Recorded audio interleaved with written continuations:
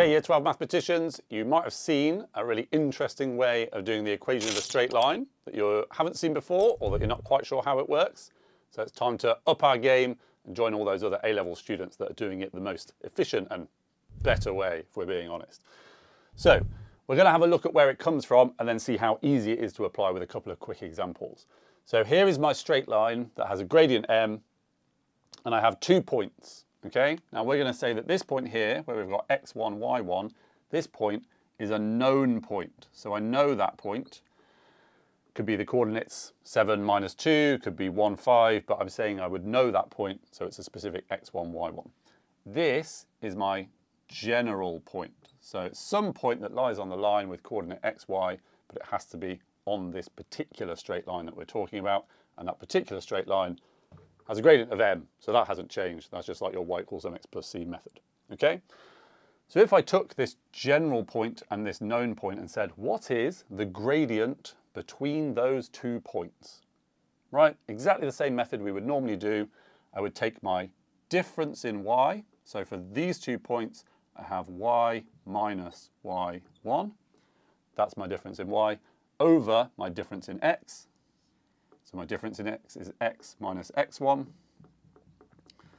And if that's the gradient of my line, then it must be equal to this gradient we've said our line has m up here. So if I then take a very small step of rearranging that and say, let's move this x minus x1 up to this side, I get y minus y1 equals m x minus x1, and that is that funky alternative to finding the equation of a straight line that we might have seen floating around. You say, well, that looks really difficult. Why would I bother learning how to do that? I can do y equals mx plus c. That works. Let's see why. So if I now do a couple of quick examples to show why this is a clearly superior method, if we want to find the equation of the line with gradient 4 that passes through our known point, I'm just going to substitute these two things into that equation. So I take y minus the known y coordinate, so y minus minus 5 in this case. So once you're pro, just write y plus 5 straight away, equals, and then I write my gradient, and then x minus my known x coordinate, which is 2. And then if we did just simplify that, we'd have y plus 5 equals 4, x minus 2. And that is the equation of a straight line. That's it, it's done. No substituting values in to find out what c is, then writing our answer down after. I've done it, I've got my equation. Okay? It's that simple.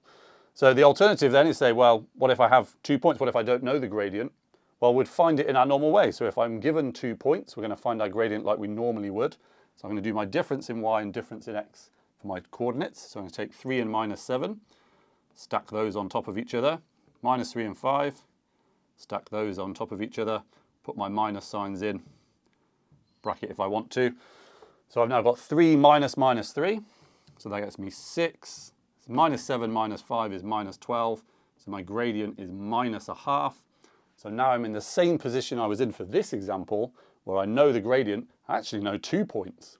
I only need one of them, so I can pick either one, doesn't matter which. So let's assume I'm going to pick this minus 7, 3. You can try it with the other one if you like.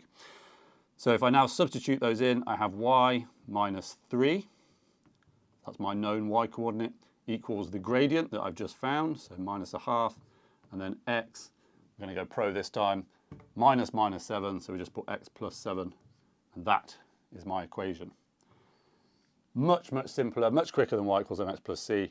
That is the way most A-level students will find the equation of a straight line. So try and make sure you're one of them.